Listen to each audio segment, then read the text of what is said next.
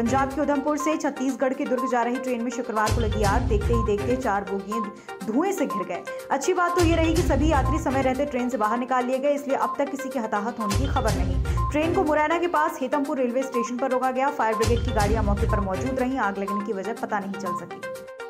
महाराष्ट्र के पूर्व मुख्यमंत्री और केंद्रीय मंत्री नारायण राणे ने दावा किया। उन्होंने कहा, मार्च तक महाराष्ट्र की महाविकास आघाड़ी सरकार गिर जाएगी, यहां बीजेपी की सरकार बनेगी। बीजेपी सरकार आ जाएगी तो आपको अपेक्षित बदलाव दिखाई देगा। शिवसेना ने बीजेपी से नाता तोड़ने के बाद एनसीपी और कांग्रेस के साथ मिलकर सरकार बनाई थी। इस गठबंधन को महाविकास आघाड़ी नाम दिया था।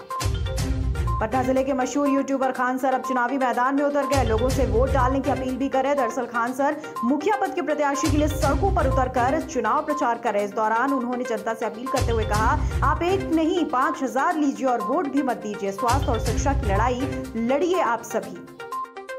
भारत और पाकिस्तान के विभाजन को लेकर संघ प्रमुख मोहन भागवत ने दिया बड़ा बयान। राष्ट्रीय स्वयंसेवक संघ चीफ ने गुरुवार को नोएडा में एक पुस्तक विमोचन कार्यक्रम में कहा कि विभाजन कोई समाधान नहीं था। ना तो भारत इससे खुश है, ना ही इस्लाम के नाम पर इसकी मांग करने वाले। देश में कोरोना संक्रमण का फिर से चिंताजनक हालात पैदा हो रहे हैं। 10 बड़े राज्यों में पिछले 30 दिनों में 2400 स्टूडेंट कोरोना संक्रमित हुए। इनमें सबसे ज्यादा 1700 स्टूडेंट महाराष्ट्र के हैं। संक्रमित होने वाले ज्यादातर छात्र शादी पार्टियों में या तो खुद शामिल हुए थे या उनके परिजन किसी कार्यक्रम से लौटे थे। दुनिया भर में कोरोना वायरस के मामले बढ़कर 26 करोड़ 3 लाख। महामारी से अब तक कुल 48 लाख से ज्यादा की मौत, जबकि 7 अरब 81 करोड़ से ज्यादा लोग वैक्सीनेट। ये आंकड़े जॉन्स हॉपकिंस यूनिवर्सिटी ने किए साझा। राष्ट्रीय राजधानी दिल्ली में प्रदूषण की वजह से पिछले कई दिनों से हालत काफी खराब। दिल्ली और केंद्र सरकार ने प्रदूषण को कम करने के लिए कई अहम कदम उठाए, लेकिन पूरी तरह से राहत नहीं मिली। इस बीच दिल्ली सरकार ने 27 नवंबर से पेट्रोल डीजल की कमर्शियल कारों की राजधानी में एंट्री पर लगा दिया बैन। तमिलनाडु के 5 जिलों में भारी बारिश के बाद राज्य के दक्षिणी हिस्से में बाढ़ और जलभराव के कारण रेड अलर्ट जारी।